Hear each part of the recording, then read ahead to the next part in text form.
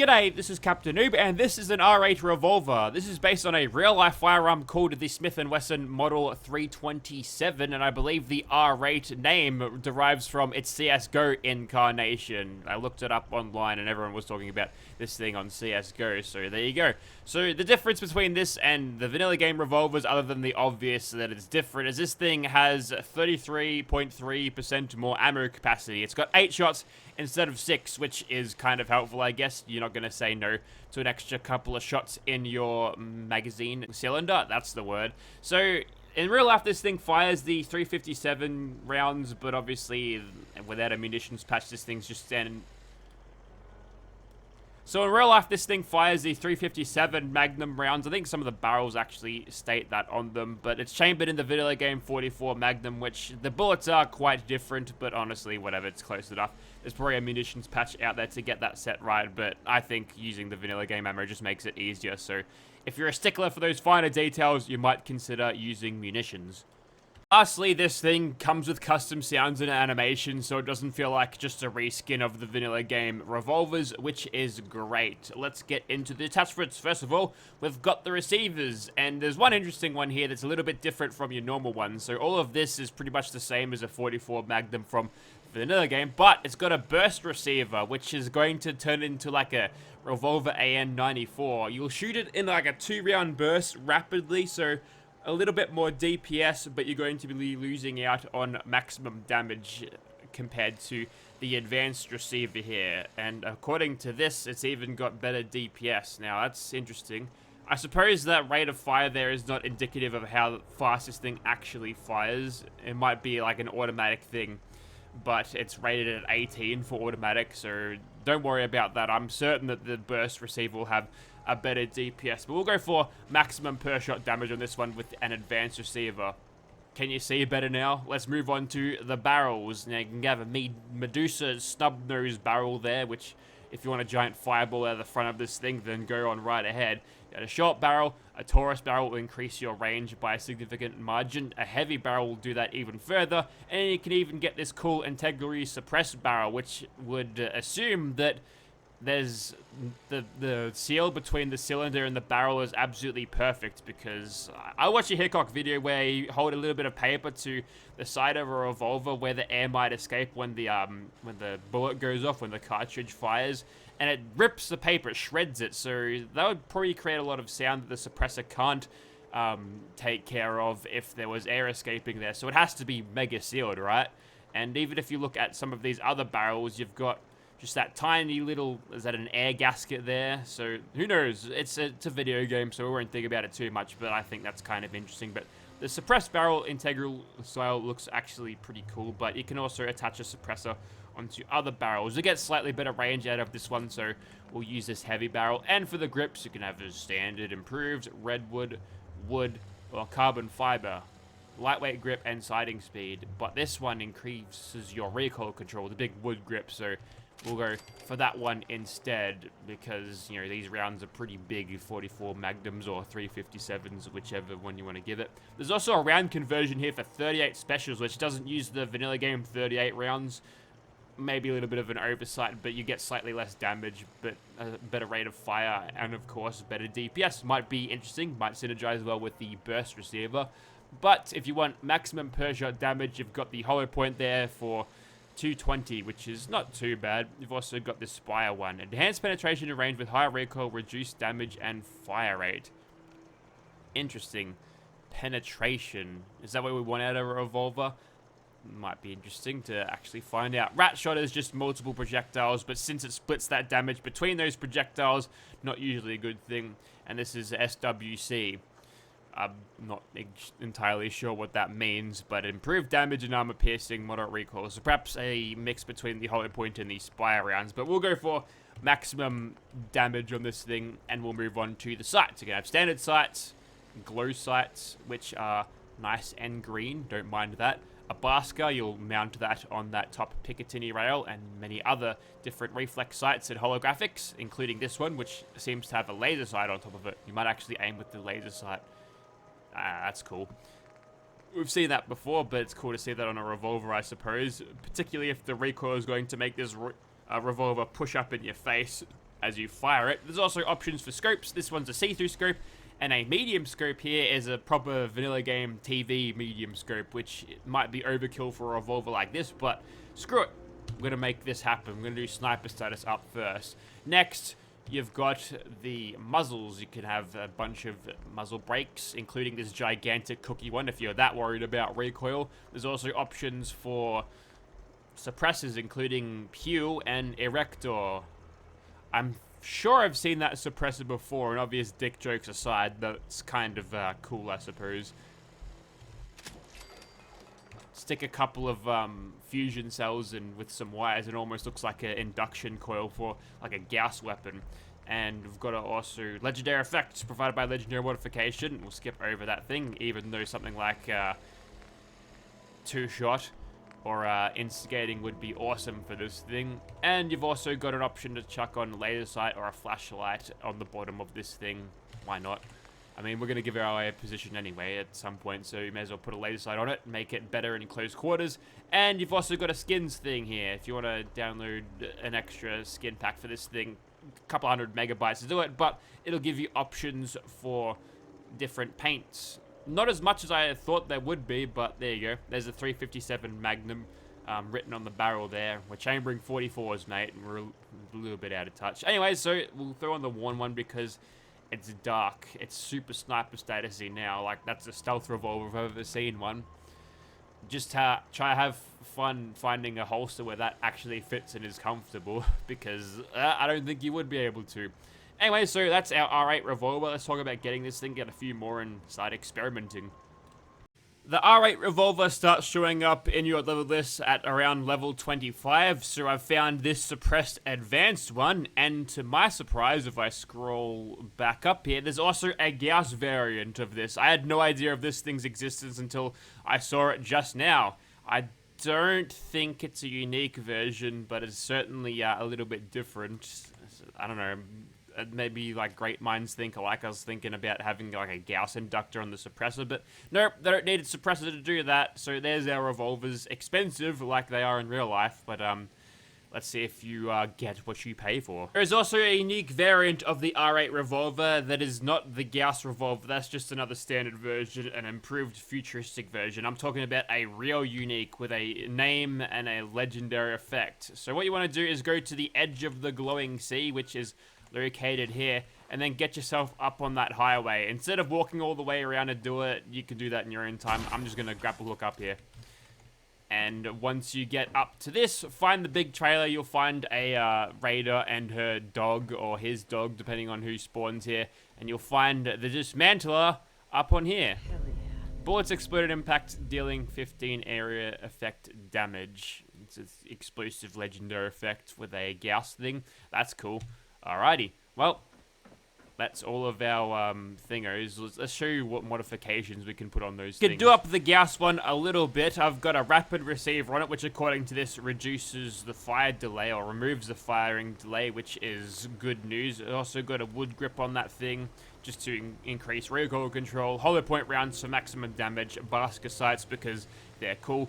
No legendaries, and the dismantler I've left as is because it's already got advanced receiver, improved grip, and the spire rounds we've got the explosive, so I don't think we'll be hurting for damage. And it's also got this cool holographic sight, and I think that's pretty much it. We've also got this one here. This one has a burst receiver with a Taurus barrel, hollow point rounds again for maximum damage, but just standard iron sights on this thing. Just keeping it simple with the burst receiver. Okay, outside Immersive Gunner's Plaza, here is our R8 revolver in first person, aiming down the scope. Despite it being a medium scope, it looks like we're using the standard scope crosshair, which is fine, I guess, and not much in the way of scope sway to speak of. It's just bobbing up and down ever so slightly, which is going to make it easier to hit longer range targets if I'm not holding my breath, which is nice, can save on AP. Next, we've got the Gauss version here, which has a cool charging thing between every shot. Ooh, nice. That's very good. There's reload animation. Blink and you'll miss that one. Yeah, it's another mod who'll probably be annoyed at me for using the fast hands perk, but whatever. Next, you've got this one. This one's with the Taurus barrel and the glow sights. And there's your burst firing, as fast as it can go. If I use this version, without the burst fire receiver, as you can tell, the fire rate is about half of what we might expect to see from this one. So there you go, there's your better DPS. And lastly, we've got Dismantler, which appears to give you the Gauss explosion rather than the legendary bullet explosion.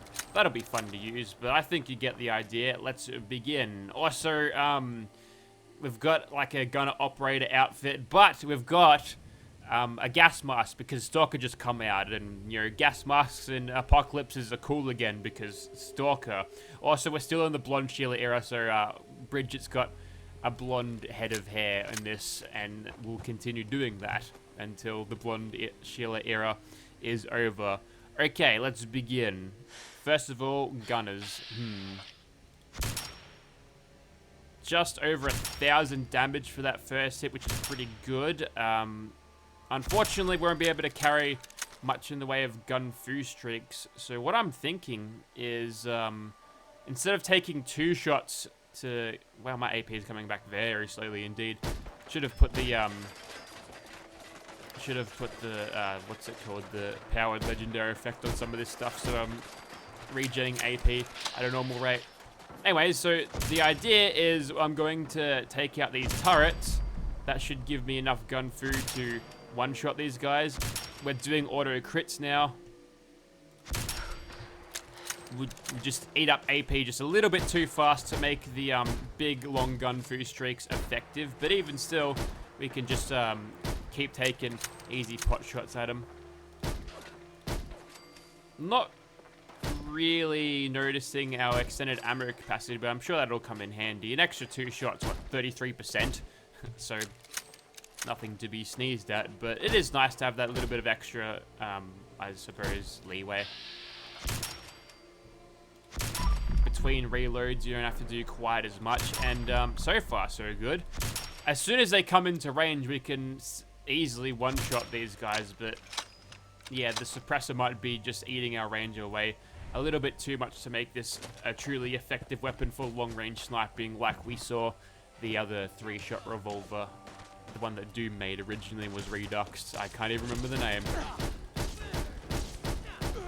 And as you can tell, it's going to take every single one of these rounds to drop these gunners, particularly with my terrible aim. But yeah, it's going to be a little bit of a slog. It's fortunate that we went and killed so many with sneak criticals to start off with, because we've done pretty well. Anyways, let's go over to that Gauss version.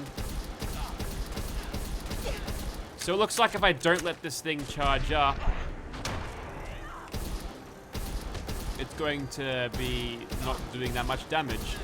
So a little bit like the laser sniper rifle barrel mechanics that have been changed here, but obviously the fire rate is a lot better than your charging barrel for your laser gun, so that's pretty good.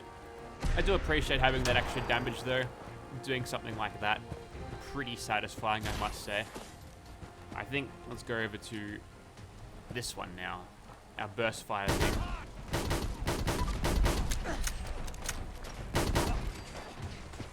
Alright, we'll see how we go on AP usage for just glow sights. Watching the AP bar and not my target, probably not the most disciplined way of doing that. Go for a critical here. I wonder if it's a 2-shot critical rather than just a 1-shot. Let's see. Well, that's first shot missed and that second shot was on target, and that was the critical, although that might just be the game just giving me a critical because that's the one I actually hit. You're just a baby gunner. You die now. Looks like you retained the bursting in third person, which actually might be super useful. Let's try this out. You're almost dead. I must have shot you before. Looks like there's only recoil impulse for one of those shots. So maybe we do have some crazy AN94 recoil control systems on this thing. Alright, let's go over to this explosive one. Ah, I see. I see.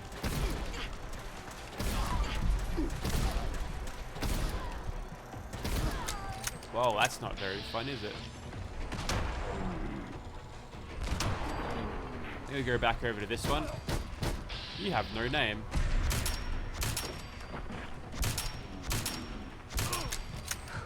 Alright, we're very close to a level up here, so we might actually need that in order to survive this. But for now, oh, no AP left.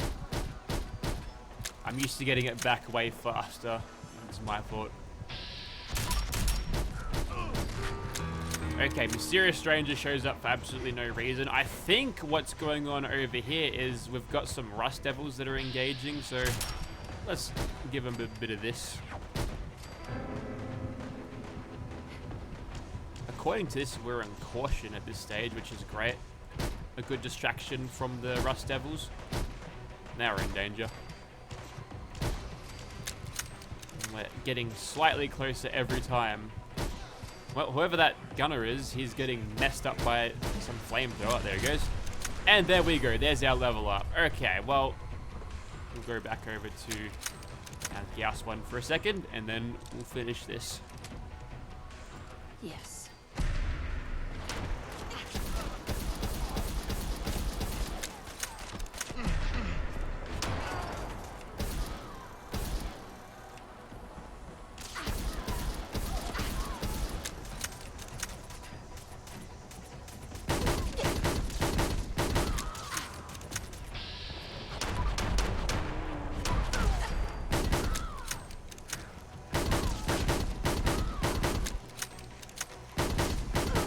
Just really tanking it up there. Okay, yeah, that was a slog. Started off pretty well with the sneak criticals, but I mean, it's probably still better than your standard vanilla game revolvers by virtue of its slightly better rate of fire and the ability to use, I mean, burst fire and its ammo capacity, but yeah, this is going back to basically all of the other revolver mods I've ever used. It's just a little bit of a pain in the ass. Okay, a little bit underwhelmed so far, but what if I instead chose to do the true revolver tactic of VATS maxing?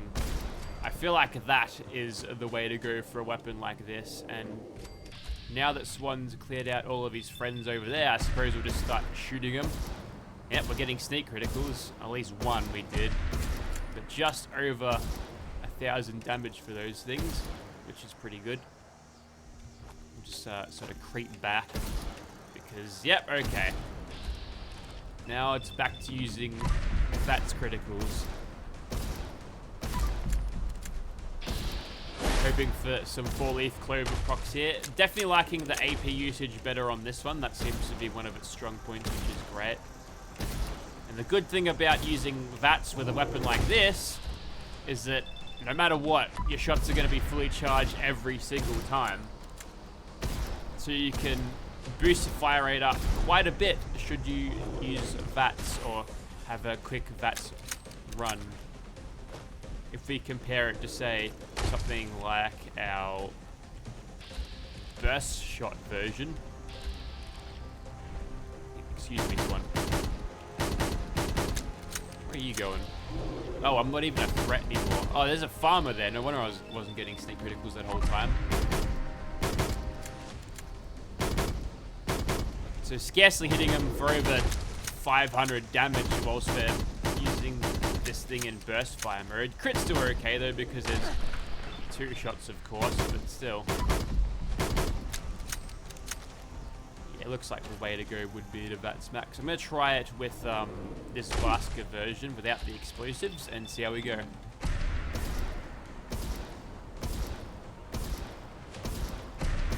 See, that extra explosive damage comes in handy.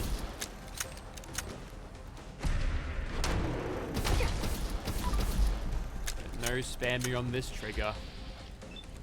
Alright, let's go over to this again. The VATS round. As soon as the crits come up, we'll use them.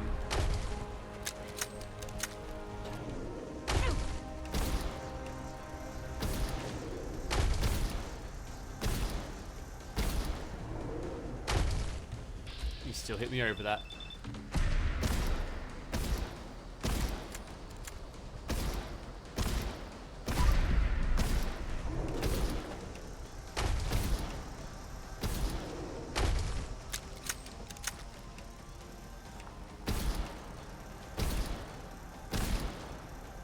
Are you planning on doing anything, Swan?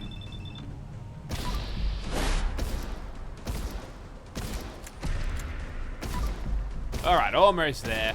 I feel like without our glorious sneak criticals, we are suffering a great amount.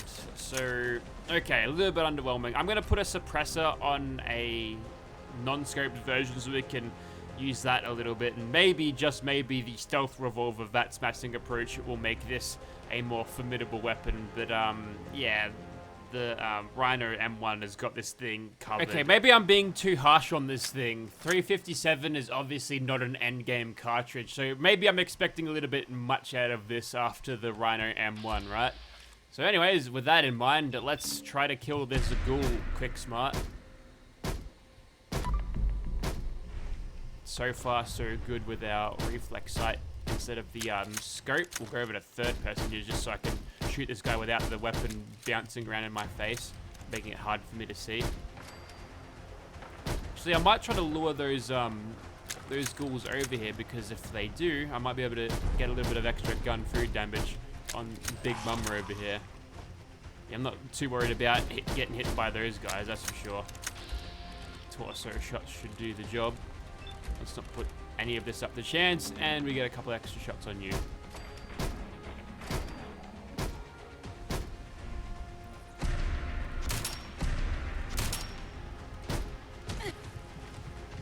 Wow, that's actually put me in a nerd rage. Almost killed me. Alright, well, if you're gonna be like that.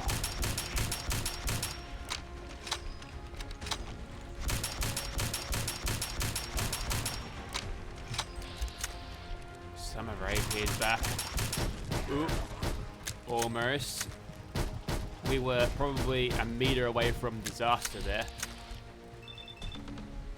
Perhaps in its fire rate we can find redemption, right? Because that did some pretty good work to that thing. Now, if you attack him, that'll delay you for just that split second. That'll cover my retreat. Okay, we did it.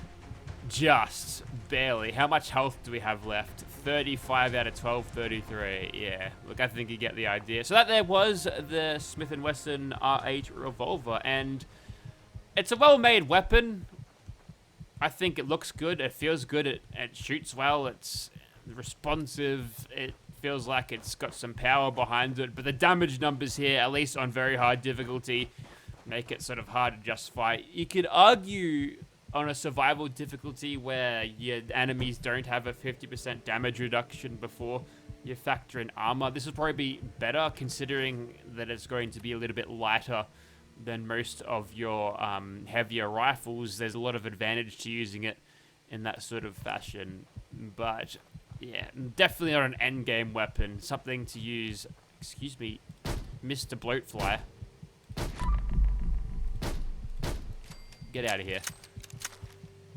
Yeah, you could definitely use it for your early, your mid-game levels, but yeah, level 35, that's sort of getting to late game stuff, which, yeah, during the single player campaign, the main story, you're not going to be fighting anything scary. Synths are kind of weak, you'll probably be able to trash those things with this thing, but a little bit more pressure on this thing, and it will crumble a little bit, and we'll just do a step back. There we go, feeling better. Anyway, so if you want to see this weapon in your game, check out the link in the description. Worth checking out if you're a fan of revolvers. Perhaps you've got this thing in real life and want to play around with it in Fallout, because bullets are expensive, you'd rather shoot it in a video game. See, that makes sense. Anyways, a link will be in the description if you're interested. Thank you very much for watching. We'll see you next time.